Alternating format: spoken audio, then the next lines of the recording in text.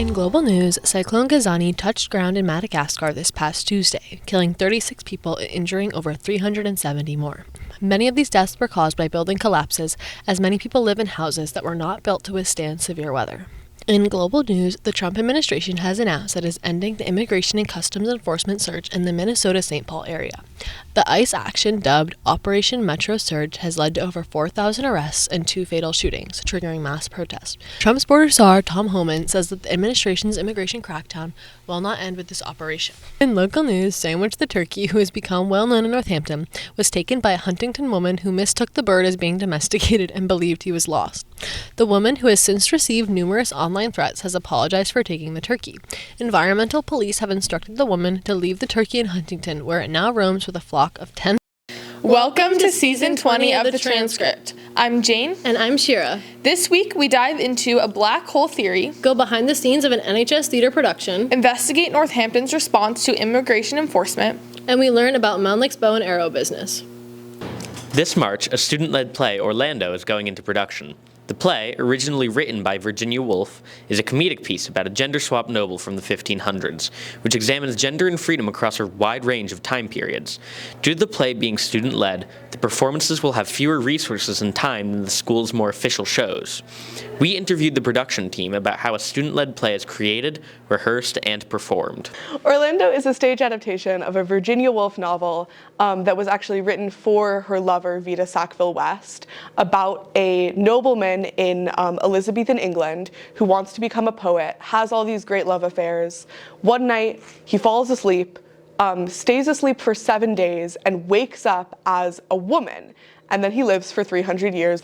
So a lot happens. I think student-led theater is so interesting, so cool, so important. The whole vibe of rehearsals is very different in not necessarily a good or bad way, but just is very different when the director is a peer rather than a teacher or an authority figure. It's a completely different kind of level of trust for the actors and the crew members. And I think it can be really, really fun. It can be really challenging. Orlando being student-led gives us a lot more, I think, freedom in like how we want to do it, and the process of casting and in the future rehearsals. I don't know, I think it makes it a little bit more like personal. I wanted to do a student-directed production, I think since the summer before my junior year. At the end of the day, I emailed Dave Grout pretty soon after Hadestown closed and made me feel really fired up about like getting to the next level with NHS Theatre. And luckily and thankfully, he was super, super enthusiastic, very willing to help us, which has been just like the greatest blessing this production could have. There hasn't been a student-produced play or any play in the Black Box for about 4 years now, so I haven't gotten to experience it yet, but luckily I do have an older sibling who did theater at NHS when they came here, and so they did do a couple plays in the Black Box. So at some point me and Susanna are gonna set up a FaceTime and we get to kind of interview them and talk about what the process is like, so I'm very excited to learn what it's going to be like. The tech team for this play is going to be a lot smaller than most other productions, mainly just because it's a very small space and the types of things that we're going to need are very different. So we're not going to be using microphones really, so mainly we're just going to have, I think, one lighting person, and somebody is going to make sound cues, and I'll have a soundboard operator with me, and then we'll have some costume people and some makeup and hair people. If you want to get involved, please contact Susanna Abel-Zucker. Performances will be from April 29th to May 1st in the Black Box Theater. On this week's episode, we talked to students as well as wood technology and homesteading teacher, Mr. Melnick, about woodworking. We got a taste of the craft of bow making and got insight into woodworking as a business and how wood technology class functions as a gateway into legitimate woodcraft. I started making bows around probably 17, 18 years ago. I had a book about how to make fly rods that my grandfather gave me from the 1800s, and I tried to make a fishing rod, and it kind of worked, it kind of didn't, but from there I'm like, well, if I can make a fishing rod out of that bends, I could probably make a bow too.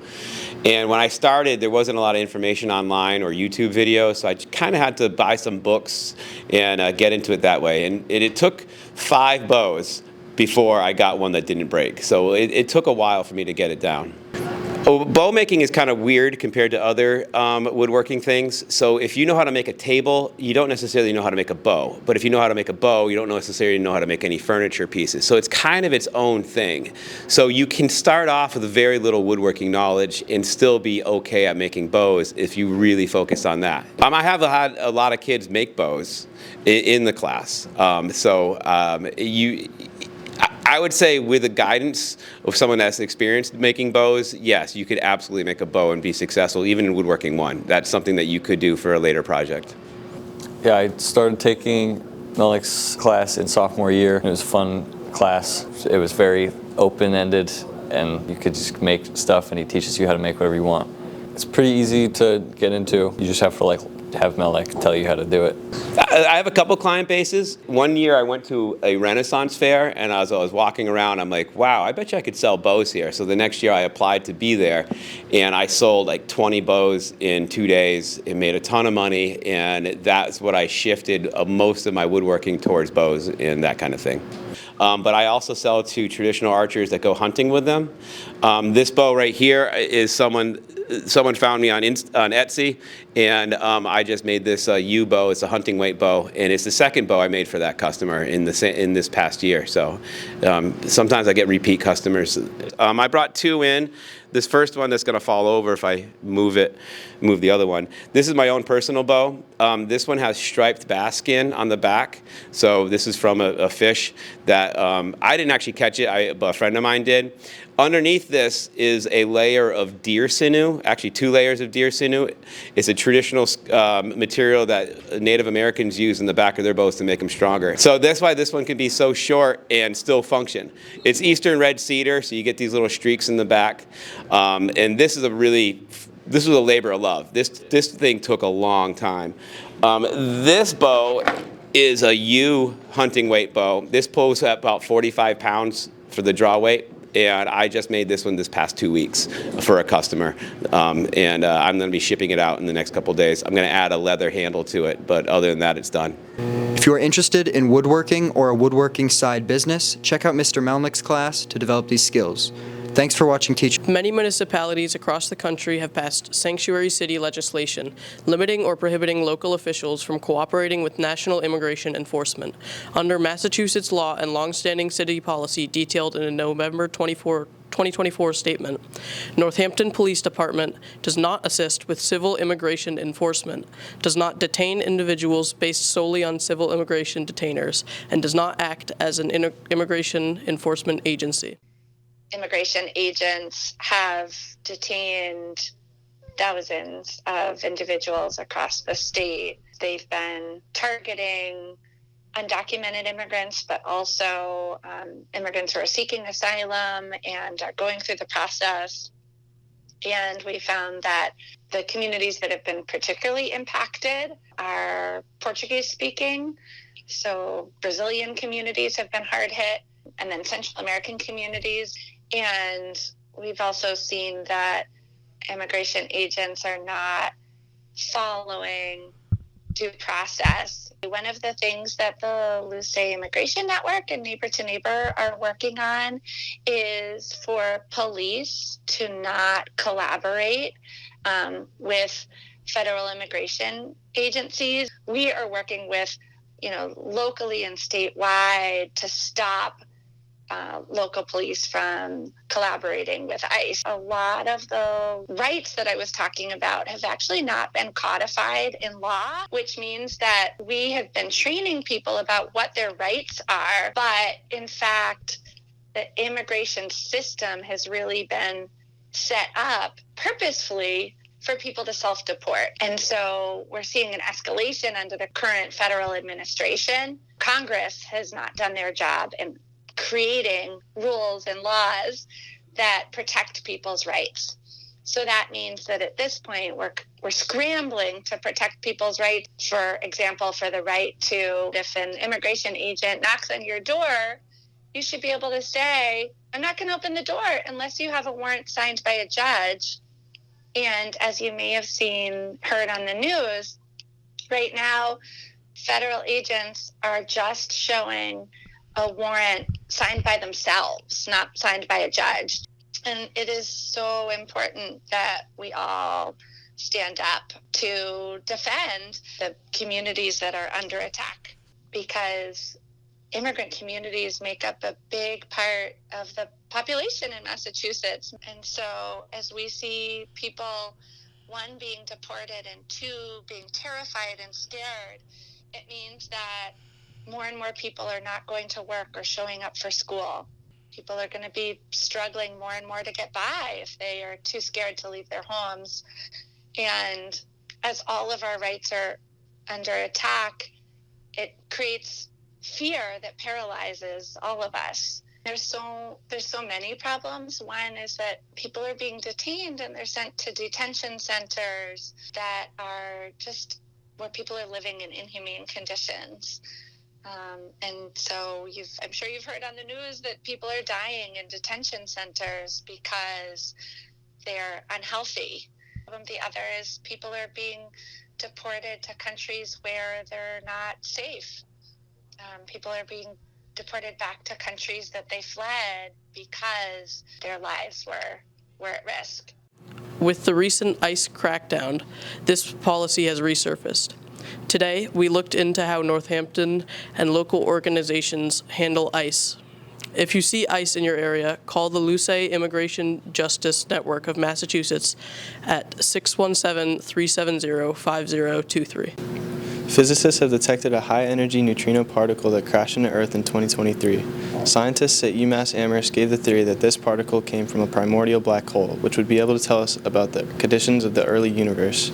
This week, we talked to one of the authors of the study and Mr. Heaney about what this actually means. So, my understanding, the interesting part of this discovery of this high-energy neutrino and the model being proposed to explain that is that this is coming from not a black hole formed in that same manner from the collapse of a large mass star. We're talking about black holes that were formed in the very, very, very early universe, a primordial black hole or primordial material. And the difference between these and, kind of the classical version of a Schwarzschild black hole is the mass. They both have incredibly high densities, light can escape, but because the mass of these primordially formed black holes is less, then through this process of Hawking radiation and their mass decreasing, they could decay at a much more frequently. And we would see evidence of that in these high energy neutrinos that would be passing through the universe, like the one that was recently, captured in 2023, I think. Okay, so if this neutrino would come from an exploding black hole, but I think that would tell us a lot of things about the origin of our universe. Precisely because these black holes would form in the early universe. So that would tell us how the universe worked right after the Big Bang. It would have very deep implications. So in terms of the possible sources for that high energy neutrino, I think that the model that's being put forward is a really interesting one. And I think one of the things that we talk about in class is that the way that you test a model is you make a prediction with it and you look for evidence. You make a prediction and you see if that prediction comes true or not. So I think that it's an interesting model in the sense that it's a possible explanation, and we should be able to test it by continuing to look for similar high energy neutrinos. If that model is accurate, then we should see them on a much greater rate. So far, I think our explanation, where we basically propose that this high energy neutrino that we detected comes from a very special type of black hole that exploded relatively close to Earth, is the only one that seems to be consistent with all the observations and all what we know so far. But I think that it's an interesting model.